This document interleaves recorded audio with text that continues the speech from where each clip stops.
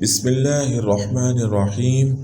معزز سامعین کرام، صحت و سلامتی کے ساتھ رہیں اور خیر و عافیت کے ساتھ زندگی گزاریں۔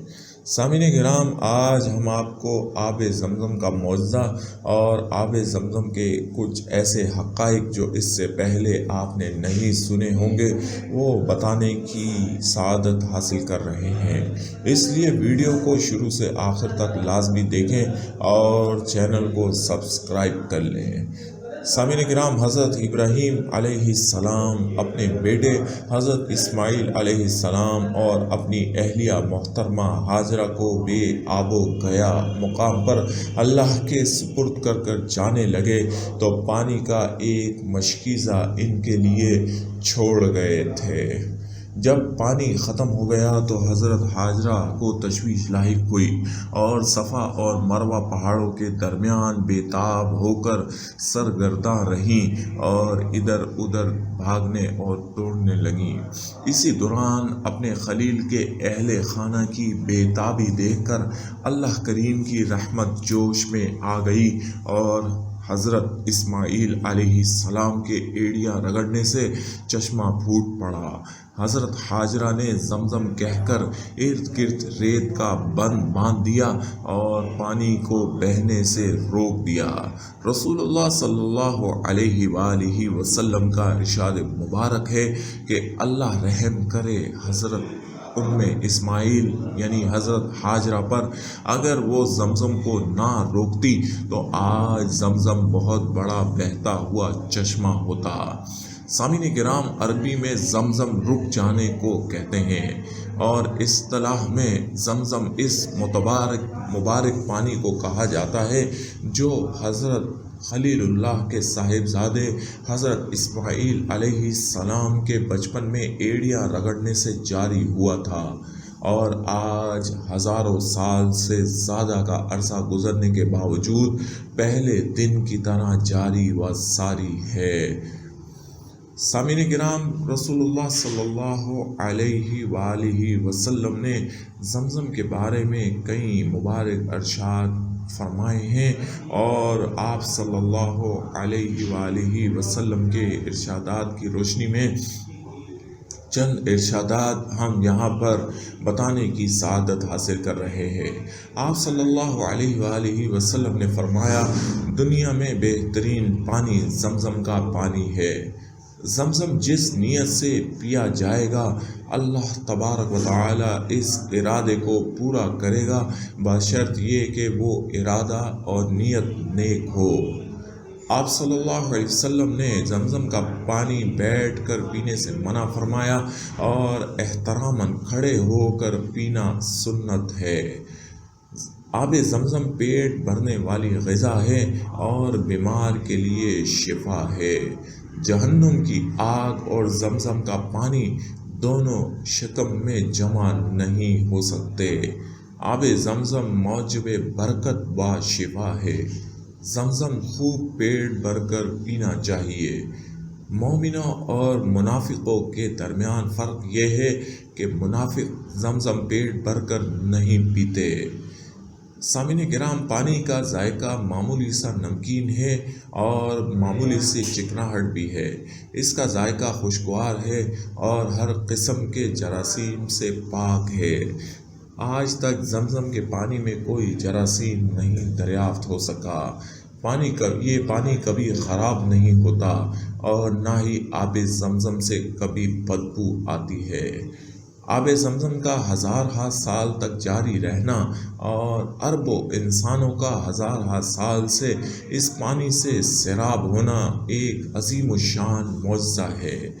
اس متبرک پانی سے استنجا کرنا، بدن اور کپڑے سے نجاست دور کرنا منع ہے، البتہ برکت کی نیت سے غسل یا وضو کر سکتے ہیں۔ سامعین کرام، سعودی فرما روا شاہ خالد نے مشہور انجینئر کوشک کو اس پاکیزہ کنویں کی صفائی کا کام سونپا تھا۔ پہلی دفعہ 2 غوطہ خوروں کو چاہ زمزم کے اندر اتارا گیا۔ جدید کیمروں کی مدد سے اندر کی تصاویر اتاری گئیں۔ ایک رپورٹ کے مطابق چٹانوں سے پانی کا چشمہ پھوٹا ہے اور ایک بڑی چٹان پر بِإِذْنِ اللہ کندہ ہے۔ ان چٹانوں پر رنگ برنگی تہ جمی ہوئی ہے جن سے قدرتی طور پر فلٹریشن ہوتی ہے۔ پتھروں کی رنگت بالکل نئے پتھروں کی طرح ہے، ان پر پانی کا کوئی اثر نظر نہیں آتا۔ جس چٹان پر بِإِذْنِ اللہ کندہ ہے اس کی لمبائی تقریباً 17 میٹر ہے۔ یہ تمام تصویریں مووی کیمروں سے لی گئی تھیں۔ بعض مقامات پر پانی کا بہاؤ تو اتنا شدید تھا اور بخارات کی ایسی دھند تھی کہ کیمرے کی روشنیاں بیکار ہو جاتی تھی اور پھر اسپیشل روشنیاں استعمال کرنا پڑی تھیں۔ پانی کے افراغ کے لیے 4 بڑے پمپ استعمال کیے گئے مگر پانی کو نہ توڑ سکے۔ پانی کا بہاؤ ہی بہت زیادہ تھا۔ غوطہ خور اندر داخل ہونے سے پہلے آب زمزم سے وضو کر کے غسل کرتے اور پھر اندر داخل ہوتے تھے۔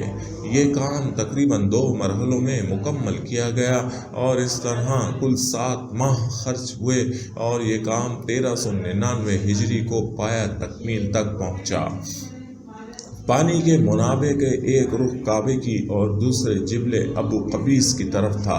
انجینئر کوشک کی رپورٹ کے مطابق اندر سے لی گئی مٹی وغیرہ سے کثیر تعداد میں قدیم حکومتوں کے سکے برآمد ہوئے تھے۔ اوپر والے حصے میں بھربھری مٹی پائی گئی اور اس کے ساتھ سخت ترین تہیں پائی گئیں۔ اوپر کے حصے کی چوڑائی تقریباً 1 میٹر 46 سینٹی میٹر تھی۔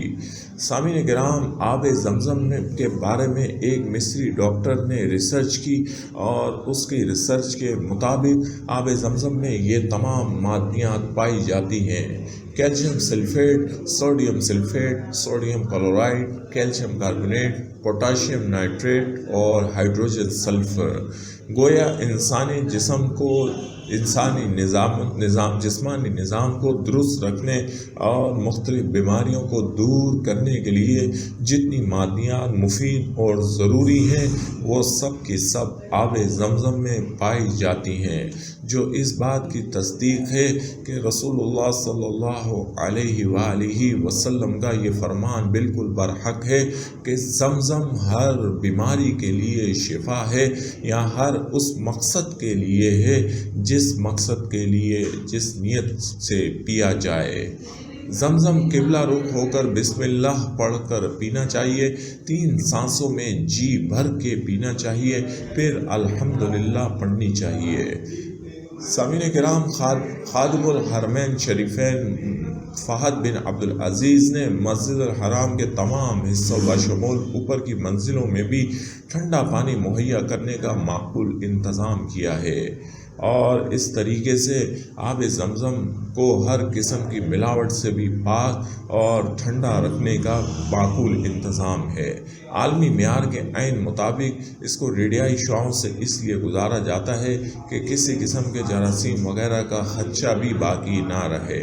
اس کی وجہ سے پانی کے ذائقے پر کچھ اثر نہیں پڑتا۔ ایک لیبارٹری آب زمزم کی روزانہ فراہمی کا جائزہ بھی لیتی ہے۔ ہر روز تقریباً آب زمزم 3000 ٹینکروں کے ذریعے عازمین حج کے لیے مسجد نبوی پہنچایا جاتا ہے اور کئی گنا زیادہ آب زمزم مقامی لوگ استعمال کرتے ہیں، جبکہ غیر ملکوں میں جو آب زمزم عمرہ اور حج پر لے جانے والے لے جاتے ہیں وہ اس کے علاوہ ہے۔ ہزاروں، لاکھوں اور کروڑوں لیٹر استعمال ہونے کے باوجود بھی آب زمزم کی روانی اور آب زمزم کے پانی میں آج تک کوئی کمی واقع نہیں ہو سکی اور نہ ہی ہوگی، اور اللہ کے پیاروں سے اللہ کی محبت کا یہ جیتا جاگتا ثبوت ہے۔